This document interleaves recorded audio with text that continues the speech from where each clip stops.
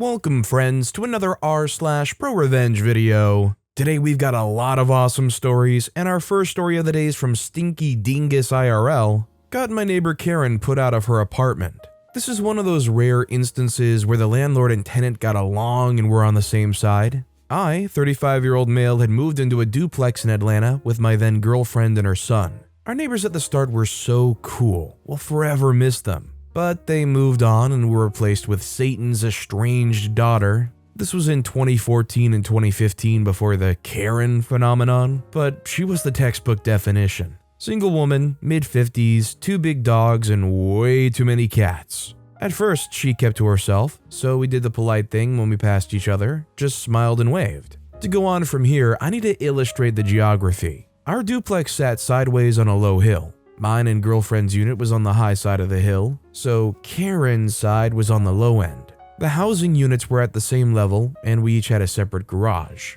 The garages were both side by side, both under her unit. There was no stairway access to the garages, only way in was the garage door. There was a shared driveway that came in from the low side and right turned into the garages. As such, the sidewalk from the driveway went past her unit. It dead-ended at the center of the house where the 2 separate entrances were located. Our side had no sidewalk because there was no need for one.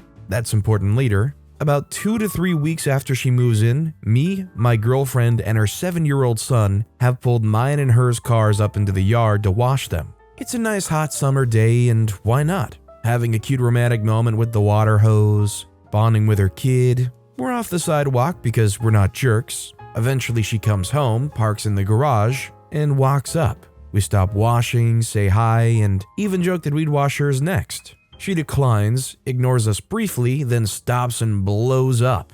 I don't recall exact quotes, but something to the effect of, "We're too loud at nights. We don't have parties. We're on our sidewalk too much. It's hers because it's in front of her unit, not ours, so we need to stay off of it. And also, we need to stop using our garage because the automatic door opener rattles her unit, shakes things off shelves, and scares her pets." I was just going to ignore her, go back to washing cars, but she was pretty stern and loud in her complaints. My girlfriend had an attitude and Karen just lit the fuse. Her son was getting scared of this lady yelling at us, so she leads with that. "Come and talk to us like adults. Don't yell and scare my child. This is a shared sidewalk, not yours. We pay for the amenity of a garage, so we're going to use it." Screaming, finger pointing, cussing, complete trailer trash behavior on both sides. I try to calm things down. "Karen, let's talk about this. We can reach a compromise." She's not having it, cusses us both out, goes inside and slams the door. Girlfriend's in tears, her son also crying and shaking. I escort them inside and calm them down. Then I decided I desperately needed to adjust the carbs in both my motorcycles. Did I mention that I have motorcycles? Plural. Both of them. And they sit in the garage under her unit. Both of them. And both of them are loud. And they both need the carbs adjusted right now. I open the doors, pull both bikes out, and turn them around to face the pipes into the garage, starting with the little one. The classic 2001 1100 V-Star. Oldie but a goodie. I spend the next 30 minutes wrenching the throttle as I fine-tune the jets and the carburetors. Her dogs were going nuts. It was glorious. Once I'm satisfied she's tuned, I move over to the Vulcan Mean Streak. This one is an 1800 and she's straight pipes, no baffles. In between swapping out the ponies, I can hear her through the ceiling, her floor. She's on the phone with the landlord screaming and crying that she's going to get out of her lease and there's nothing he can do about it. This sows the seed for more misery for her later. I crank the even louder beast and fill the garage with smoke and noise for as long as my throttle hand could take. My girlfriend had calmed down by now and came to call me off. Said I'd done enough. I disagreed, but whatever. My ears were ringing anyway. Walking back up the sidewalk, we could still hear her on the phone. She spotted us through her window and flipped us off. We laughed. There's a part 2 coming up in just a second, but do you think what the Karen did here justified revving those motorcycles into the garage, filling it up with smoke under her house? Was it warranted for a Karen like this? I'd like to know what you guys think in the comments down below. That said, our next story is also from Stinky Dingus IRL. Got Karen put out part 2. A few days later, I'm out on my way to work. I leave at about 6 to make it in time to have breakfast at the desk before I log on at 7. I go around the garage, and Karen has left her car outside her garage and positioned it so I can't get my car out. I knock on her door, and of course she doesn't answer. Bang on it a few more times, nothing. I even yell at the door, "Hey Karen, you're blocking my car, I need to get to work." Her dogs are kind enough to respond loudly, but not her. This is clearly her petty revenge for the bikes, I'm sure. Fortunately, it's a nice day, so I can just take one of them to work. The bike can fit around her car. Thanks to her, I wasn't going to have time to enjoy my breakfast. That evening I come home and her car is still there, so instead of putting it back in the garage, I leave the bike perched behind her car, just at the edge of the street. Now, I know what you're thinking, but OP, what if she backs into it? And I was kinda hoping that was where it would go. See, I've got great insurance and an even better lawyer. But no, this is how petty she is. She calls the cops. Come knock on our door, push the bike over, go through the front yard? No, calls the cops. The nice policeman informs me that I am blocking her car from exiting. Yeah, that was kind of the point. I inform him that she started it. Yeah, I know, I felt like a kid saying it. And honestly, we'd have called the police on her for this crap this morning, but it seemed juvenile. Cop's response was, "Yes, but that's why we're here." That's just sad. Lets me know our species is doomed. However, once I explained the whole thing, Mr. Policeman knocks on her door, addresses himself, and gets her to come outside. We explain the whole mess and the cop asks, "Is this true?" She admits it but can't produce a reason for it. The cop scolds us both to stop blocking the driveway. Says he doesn't want to have to come back to our residence again. Ha! Yeah, okay. That weekend, we go over to the neighbors for a few drinks. No, not that one, she doesn't like us. The next duplex over. Their porch is about 30 feet or so from the original scene of the crime, the garages. We're not being loud, no music, just a handful of us cooking out and drinking beers. Oh, and among the guests this evening is our landlord himself. Did I mention we were in good with him? So anyway, sure enough, the nice policeman comes by. It's not the same officer as last time, but nonetheless, he comes to the deck, flashlight in hand. Clearly it was her, but what is rib-bustingly hilarious is that the officer said the noise complaint was placed by, wait for it, the landlord of the house. The landlord steps forward and says, "Funny, I don't remember calling to complain about myself." Once again, we explain everything to the officer. He chuckles, asks us to keep it down, and leaves. After that, Mr. Landlord goes over to her unit. Of course, she doesn't answer the door, but he speaks anyway, letting her know what she did wasn't cool and she better not do it ever again.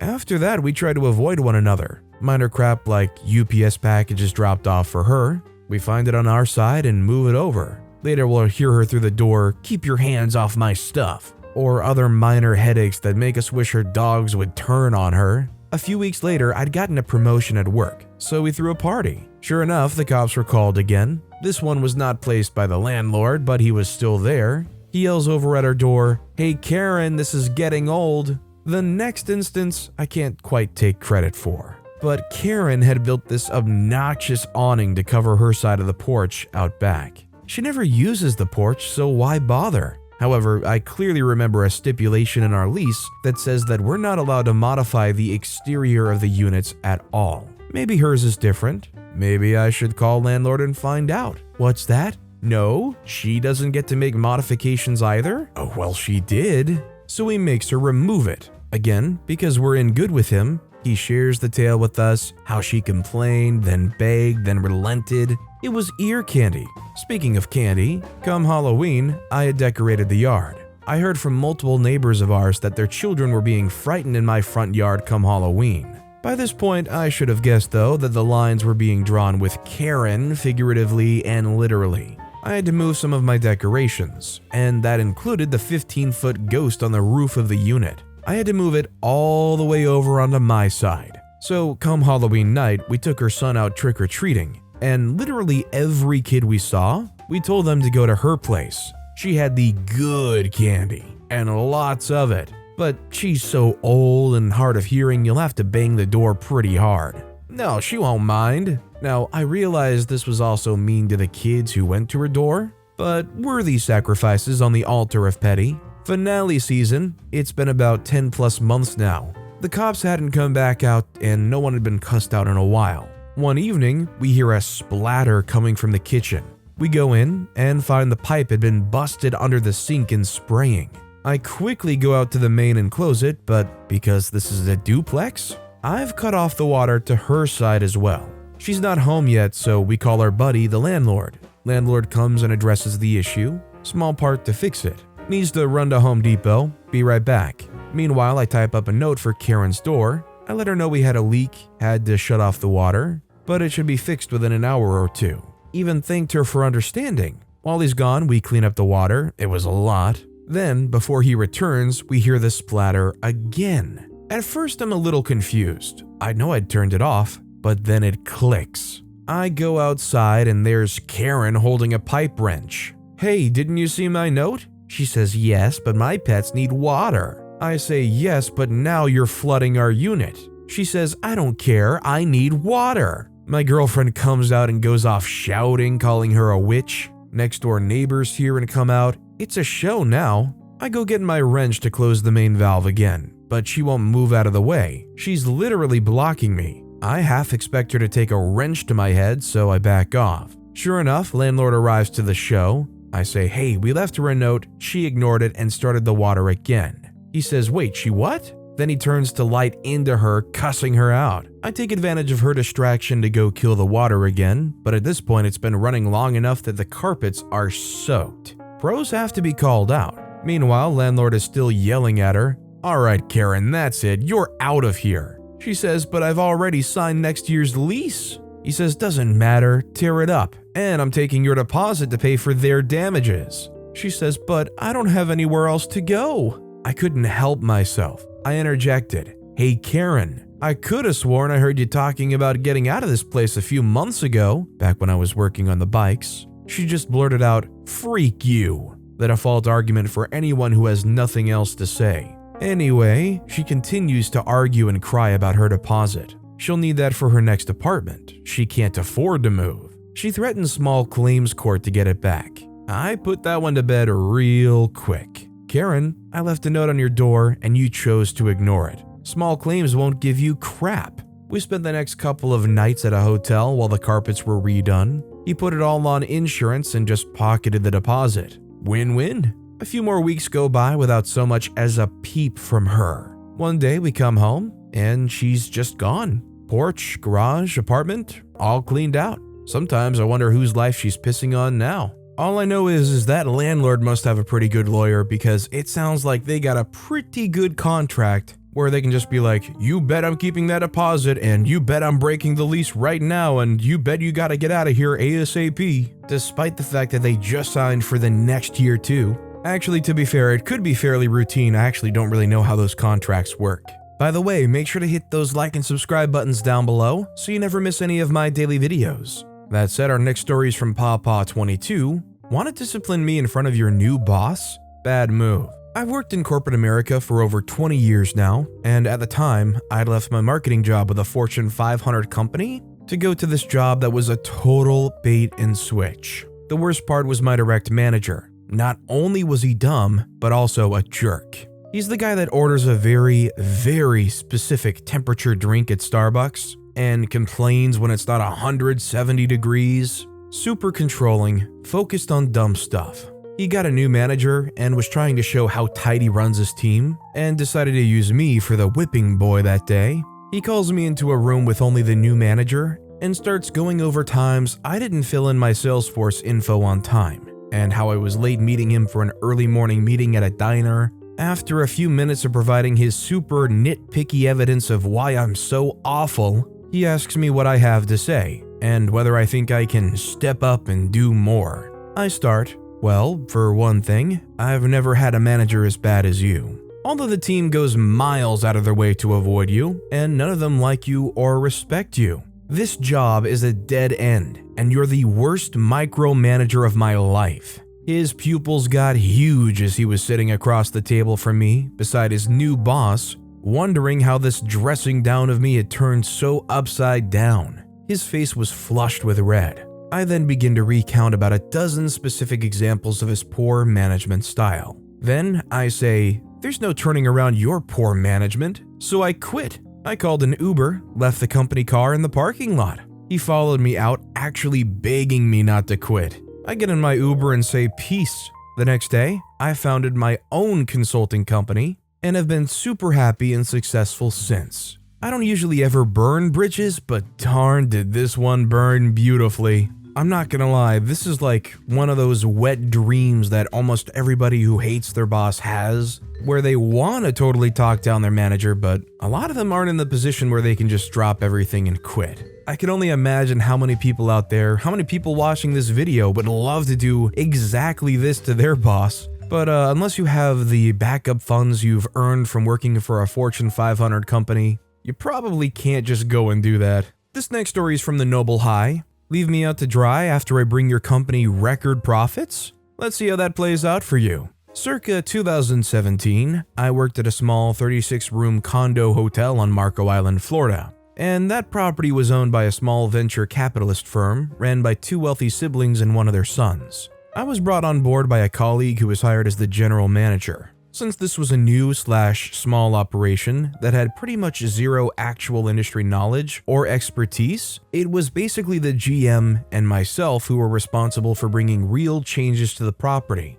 while also wearing multiple hats and doing the job of several roles with our industry experience. There was only one other office employee who was a curmudgeonly old lady. Ironically, her name was actually Karen, who basically just did the billing for unit owners and sat in the back when she could. I myself was responsible for not only the day-to-day front desk presence, phone presence, concierge presence, assigning daily housekeeping duties, and running a brief night audit, but most importantly, also managing the business revenue, strategy, and competitive set. An online room inventory with our own website and major OTA companies like Expedia, Booking, Trivago, etc. 2017 was a record year for us, and my revenue strategy earned the company several tens of thousands of dollars more than previous years by comparison. Then crap started slowly hitting the fan Q2 to Q3. My colleague, the GM, resigned due to personal issues completely unrelated to his work performance. That brought the office staff down to 2 people, Karen and I. Karen had this month-long trip to Italy planned like 2 years in advance, so she was going to go regardless. Karen flies out in the midst of the news that there's a bad hurricane a few days out from landfall. Cue Hurricane Irma. For those unaware of hurricane grading, Irma made landfall in the US as a Category 4. That is staggeringly powerful. For reference, Katrina, which devastated New Orleans in 2005, was also a Cat 4. Needless to say, everyone was on high alert and made plans to evacuate. During my evacuation, not on the clock or being paid by the company whatsoever, the firm's accountant called me on my personal phone, asking me to walk her through the steps of how to remotely run the property management systems audit. With hotel computer systems, the day doesn't actually end until you tell the system that the day is over and that it's time to run reports and tally up the numbers. So if no one's there to do the audit, the hotel will be permanently stuck on a previous day. I spent around 2 hours on the phone with her while evacuating from a natural disaster, and I was never compensated for it. Irma ended up making landfall on the island I worked on, and the entire surrounding area lost power for about a week. We all returned to devastation, some of our rooms on the top floors having their walls and roof blown out, and slowly trying to pick the pieces back up. My hours were cut from 40 per week to about 16 per week as the damage from the hurricane drove business way down. I was beginning to struggle financially, and I was forced to use all my PTO and vacation days I'd earned up to this point to keep full paychecks coming in, as I was just some 24 to 25-year-old guy who lived alone, and the company offered absolutely zero roadmap for getting back to full-time compensation. I sent the CEO, who I spoke with every week in revenue meetings, an email explaining the situation and asking for a possible advance to make ends meet for the time being. The email I got back was basically one sentence to the effect of, "OP will be open again soon, thanks." Bold strategy. Let's see how that plays out for you, considering I'm the literal only person running the hotel operations right now. Within a week, I secured an interview for a better paying job closer to home, crushed the interview, and kept it completely to myself. The CEO's brother, the CFO, had flown down to be on property for the first day of the reopening, where business started to come back to normal. The day before reopening, while in the office, I got a call from HR at the new company confirming the job offer, and to stop by later that day to finalize everything. I called the CFO and asked him to come down to the office because I wanted to talk.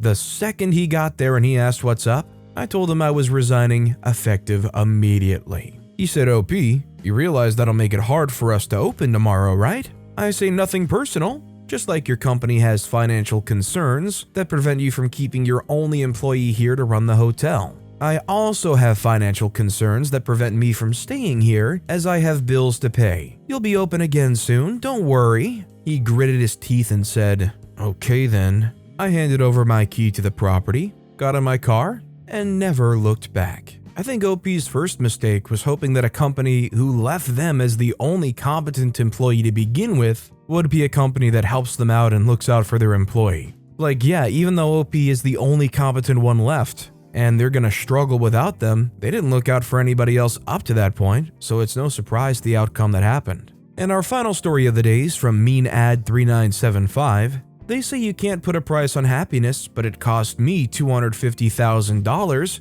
and it was worth every penny. My late husband was in a car accident his senior year in 1986, and got a settlement of $30,000 he could access at 18. He was a gearhead and wanted to buy a Corvette, but his mom didn't like that idea, so she made him a deal. If he bought the car, he would have to pay rent and storage for his other cars, or he could buy property and stay home rent-free as long as he wanted. So at 18, we started looking at property, and he bought 10 acres for $5,000. We intended to build there at some point or sell it later on. In the early years, we would have massive ragers. There was no one around to bother and it was great. Eventually, people bought and built on the lots around us, and zoning laws changed to allow one house per acre. So there were several houses, but it was still rural and a few of us had large, empty acreage the kids would use to ride their dirt bikes. We didn't care, let them have fun. About 15 years ago, another new house went in, and it was right on the property line.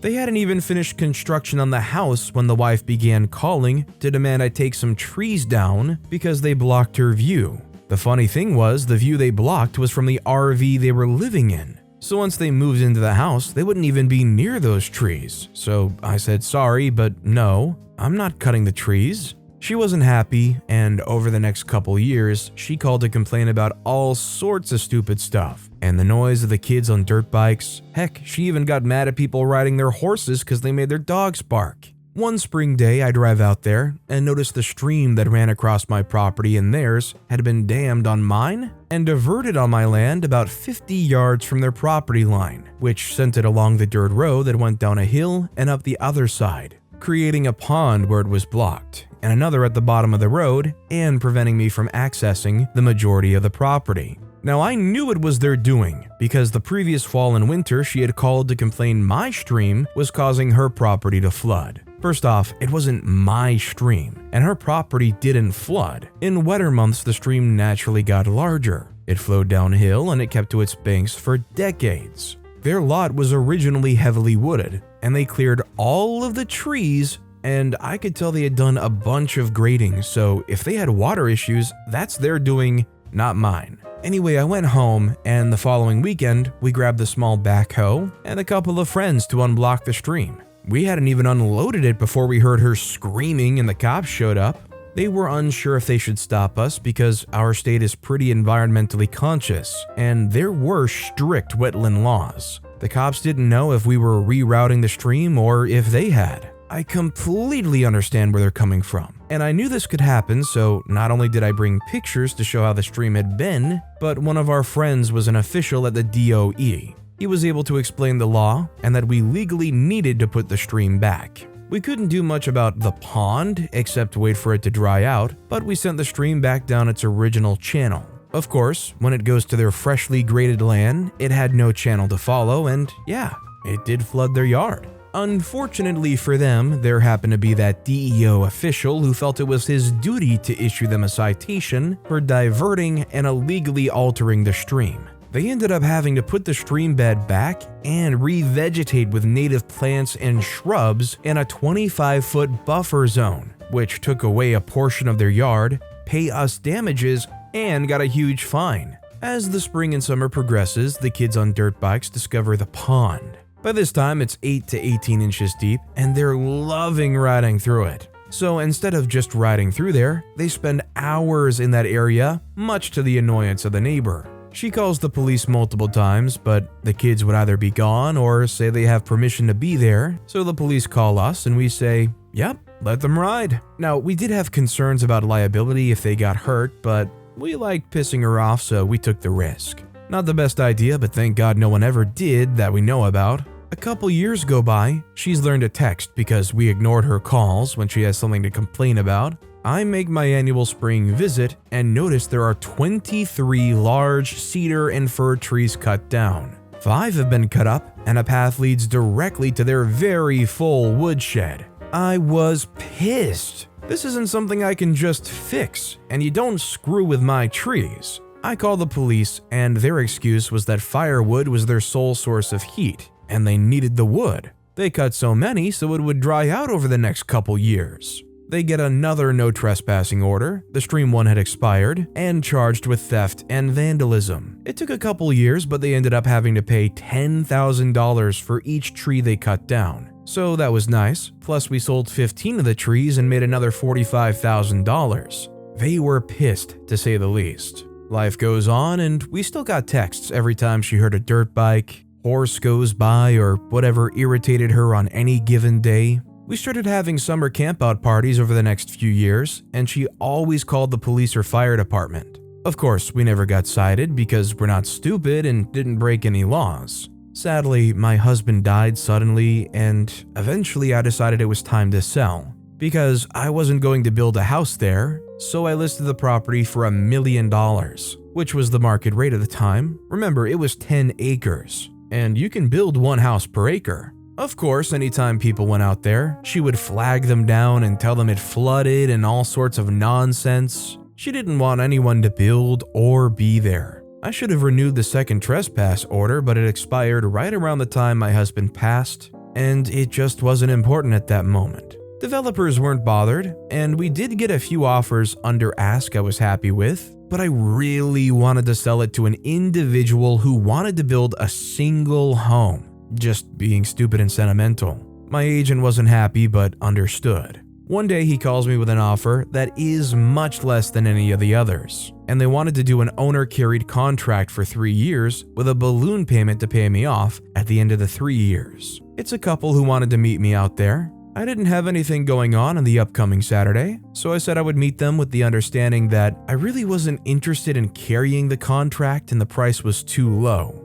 We figured they were hoping to change my mind, and we were hoping they would come in with a better offer. They got there before me, and when I arrive, the witch is there telling them how bad the property is. I parked on the main road and was walking in, so none of them even knew I was there. As I approach, 2 little kids come flying up on dirt bikes. She comes unglued, grabbed a rock and threw it at them, came nowhere close to hitting them. The guy immediately starts yelling at her and tells her to get the freak out of there. It scares her and she left. He sees me and begins to apologize, but I stopped that and thanked him. We started talking, and he explained part of the reason they wanted this specific property was because they had 2 young boys who rode motocross, and he loved the trails, plus he wanted to build a track for them. When he showed me where, I knew he was my buyer. I took a $250,000 loss on the sale and carried that contract just to spite that witch. While that is a huge sum,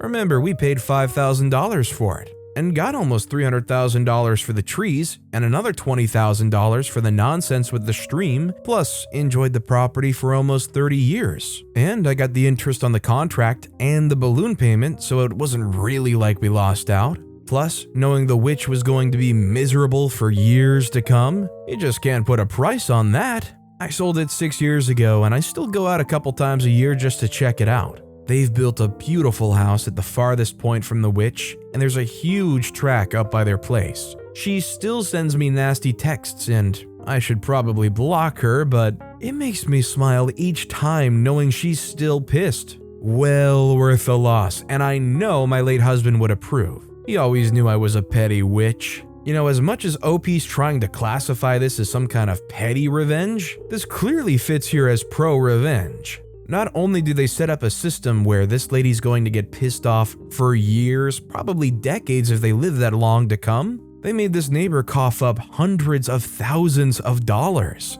That's insane. But with that being said, that's all the time we have for today. Now, if you want to hear another revenge story that was absolutely crazy, click on that left video. Or if you missed my latest video, check out the one on the right. That said, I'll see you all next time with some more stories.